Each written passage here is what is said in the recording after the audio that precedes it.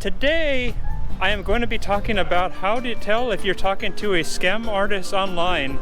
Like if you're starting some kind of romantic connection from a dating website, you might be talking to a scam artist who is trying to steal and fleece you out of your hard-earned money. Now, there are a lot of ways to tell if you're talking to a scam artist. For one thing, you should always check out the picture.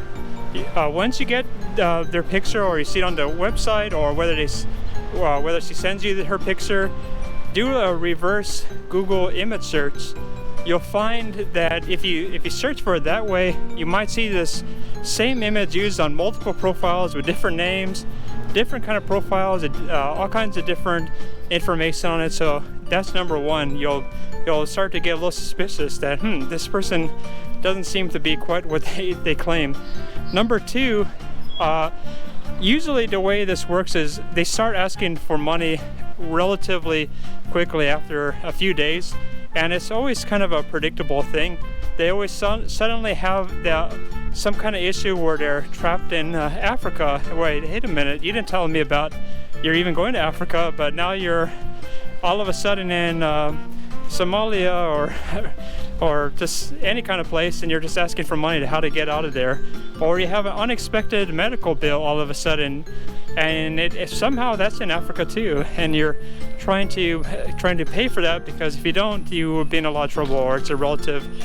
So those are really suspicious things. I would actually just have a blanket rule: don't send any money, not even a single penny, to someone if you don't know them, because there's no way to really verify if they're a scam artist or not. This is the real truth. They're most likely not. They are scam artists, because this is not the way things work. People don't talk to a random stranger and say, "Hey, I'm stuck here in Africa. I need money for a ticket to get out of here." So that just doesn't happen.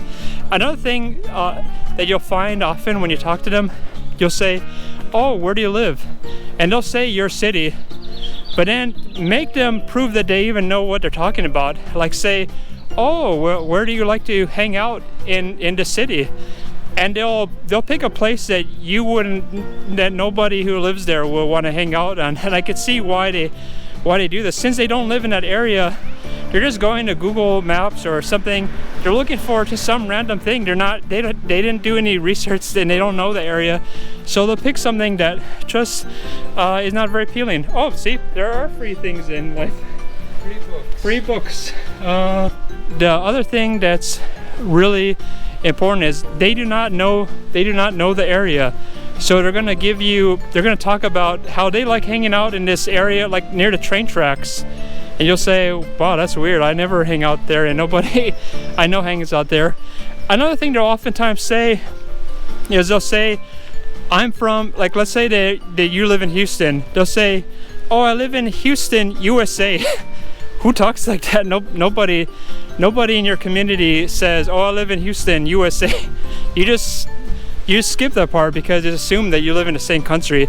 Whereas that's a sign that you're dealing with someone who's living far away and is not really stepped into the local culture, and is kind of still thinking about the US or wherever your country is being somewhere far away. So that's why they're always saying the name of the country. Another thing that I've noticed with these scam artists is that their grammar is usually atrocious. You'll notice after they use like a period, they'll oftentimes have a letter right after the period, and they don't do spaces very well. So notice the grammar is really incorrect, and the phraseology is a little bit off from what you would expect someone who lives locally to do. Like they'll say, "Hey dear," like that's not really. A lot of girls don't say "hey dear" around here, so that's kind of another sign that something is a little bit off of the dialect. And the kind of grammar that's used just doesn't seem like someone in your local area. That's another sign you're talking to a scam artist.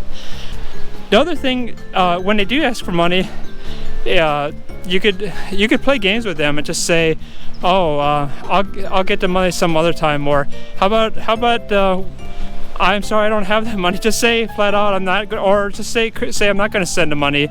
See what happens. See if they just completely give up on you instantly. And if that's the case, you just save yourself a lot of money. Now, if you're an unfortunate person who has sent money to such an individual, it's very unlikely you'll ever get the money back, because once the money has left your bank and has entered in this other jurisdiction with the foreign bank, it's really outside your bank's ability to get the money back. They just are not able to do it because it's outside their authority. Once it's cleared, they don't have the money anymore, so they're not going to be able to get it back for you.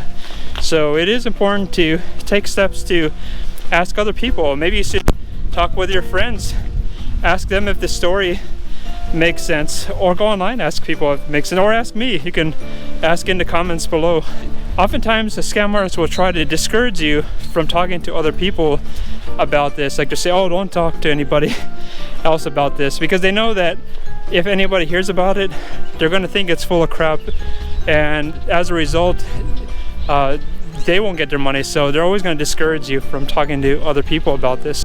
Another way of verifying or trying to at least get a sense of this person is who they say they are is insist on a video chat. I guarantee you most of these scam artists are really opposed to video chats, because there's no way they could fool you like that. That's a hard one for them to do. So they're not even gonna bother. What if they have a with deep fake? A deep fake? I think deepfakes are not quite there yet, so that's probably not going to happen. So insist on a video chat at the very least, especially, and don't be gullible. If you see like if you see like a picture of a supermodel, and in your own experience that's not the kind of girl that you usually go out with, don't expect this to be a real image of a real girl who's interested in talking with you. I'm not saying that it can't happen. I'm just saying that you should have your guard up in that, if that's the case. Another thing that is really important is honest people always smash the like button, because it helps with the Google algorithm. So one thing that's also very noticeable about these online dating scam artists is that since they are in a different continent from you, they oftentimes will be communicating with you at strange hours of the day or night. So that's also really important to keep in mind. If you notice that the hours are strange, there's a reason for that. They're literally not in your city, and that's also part of the scam. Also, I think Danny has a few thoughts. Also, is their picture a little bit blurry compared to what a normal picture might look like? If it looks a little bit too pixelated, it's probably a copy. It's not the original picture, so they uploaded it and then it lost a little resolution. So that's another indication that it might be a fake profile. That's an interesting thing. Are they doing that because then it'll be harder for you to search for this image? No, they're doing that because they're stealing a picture and then re-uploading, and then it naturally loses quality. Oh, that's a good point. So be on the lookout for that. I mean, I have heard of stories of people who actually know the people whose image is stolen on the internet, and sometimes it's like a woman who is actually married to a guy. So oftentimes it's sad that people are using people's images for their own scams. So be on the lookout for that. If it seems too true, as the old saying goes, it might be a fake. Thank you very much. If you don't want to be scammed, you need to smash the like button and subscribe, and also hit the notification bell, because there are fantastic videos coming, especially now that I have better sound quality coming.